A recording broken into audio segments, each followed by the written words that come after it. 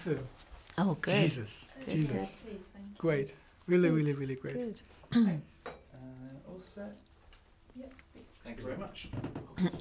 Hi. Thank you so much for taking the time. So how much fun was it for years ago?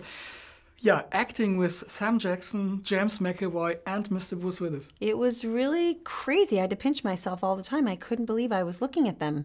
I got to do, you know, a bunch of scenes with them individually, and then I got to do that one scene in that pink room with all three of them, and it was a totally surreal moment sitting there looking at all of them, these iconic characters that I have loved from both movies, and to top it off, you know, I've got Knight directing. It was just, the whole thing was a slightly intimidating and really kind of pinch me a lot. Did you have maybe some funny memories from behind the cameras that we don't see on screen?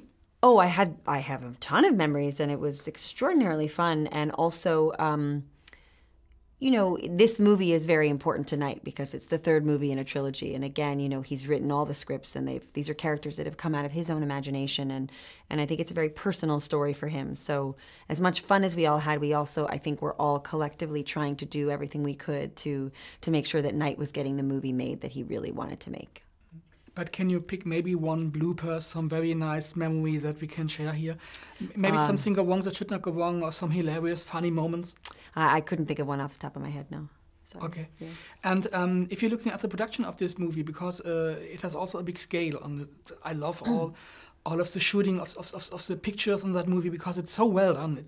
That is how should cinema be. How would you talk about that?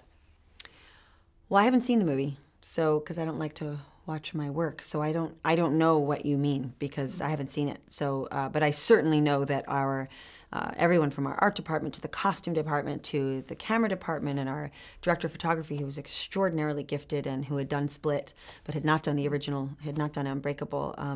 So I think he and Knight had a very specific vision of, and you know, everything you see on film is absolutely purposeful. Knight chooses everything down to the color of the wall, to the color of my shoe, to, you know, the kind of red my hair was going to be. You know, he is so specific, and he knows exactly what he wants. So everything was done just as he wanted. And it's really, you know, a lot of times you go work on something, and sometimes directors don't exactly know, or they don't have their hands in every single piece of it, even though they should. Sometimes they don't. And Knight, this is really his invention. And so everyone he had around, I think he really trusted to help execute that to the best of his ability, yeah.